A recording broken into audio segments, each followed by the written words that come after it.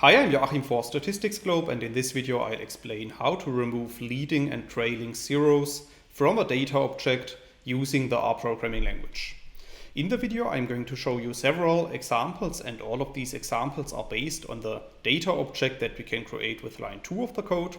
So if you run this line of code, you can see at the top right of RStudio that a new vector object appears, which is called myValues. And we can print this vector object to the RStudio console by running line 3 of the code. And after running this line of code, you can see at the bottom that a new vector object appears, which is containing 4 different vector elements. You can also see that the elements of this vector object contain zeros, and some of these zeros are at the beginning of the value in the vector element, and some of the zeros are at the end of the vector element. So let's assume that we want to remove leading zeros from our vector elements. Then we can apply the sub function, as you can see in line 5 of the code. And within the sub function, I'm specifying a character string which is consisting of a head, a 0, and a plus sign. And then I'm specifying quotes without any content. So basically we are replacing the leading zeros by an empty character string. And then I'm also specifying the name of our data object. So in this case, our vector object is called myValues. So if you run line 5 of the code, you can see that a new data object appears at the top right of RStudio, which is called myValues new1.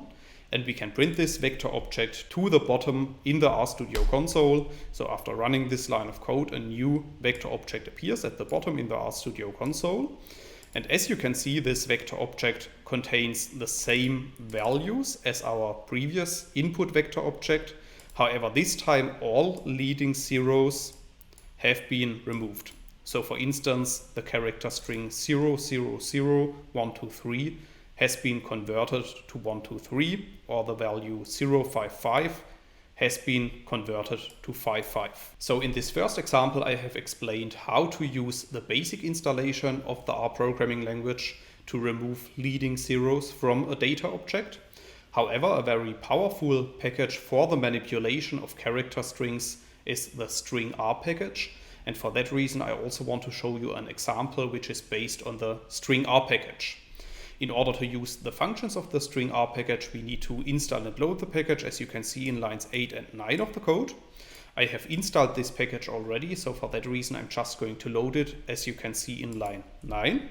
So after running this line of code, we are able to use the functions of the stringr package, such as string remove, as you can see in line 11 of the code.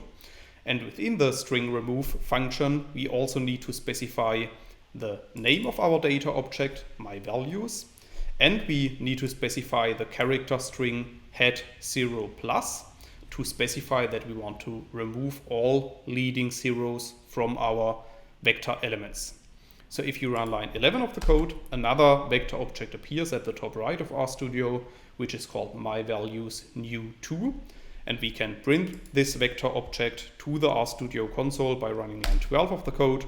And then you can see that the output of the string remove function is exactly the same as of the sub function. However, this time we have used the stringr package to modify our data. In the first 2 examples of this tutorial, I have shown you how to remove leading zeros of character strings and how to keep the class of our input data.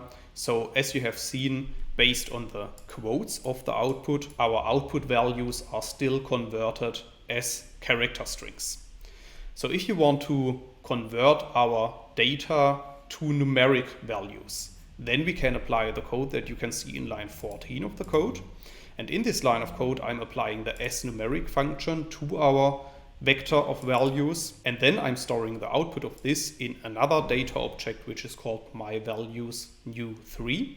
So if you run line 14 of the code, this new vector object is appearing at the top right of RStudio, and we can print this new vector object by running line 15 of the code.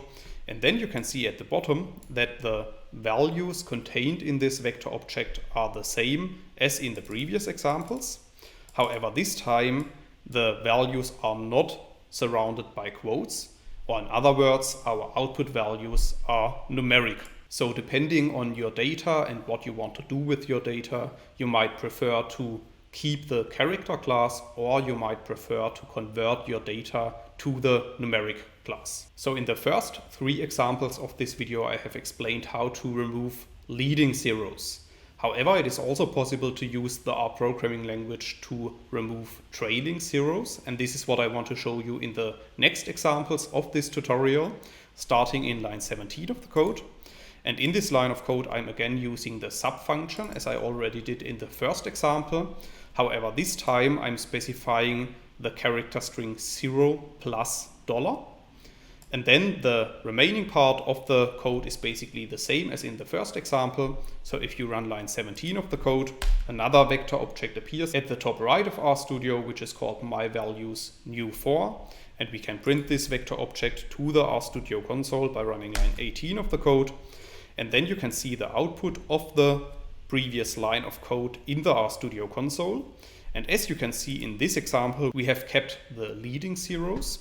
However, instead we have removed the trailing zeros of our character strings. And as I have shown you before in the first and in the second example, we can also use the string remove function of the stringr package to remove trailing zeros. And I'm doing that in line 20 of the code. So in this line of code, I'm again using the string remove function. And then within the function, I'm specifying the same character string to remove our trailing zeros.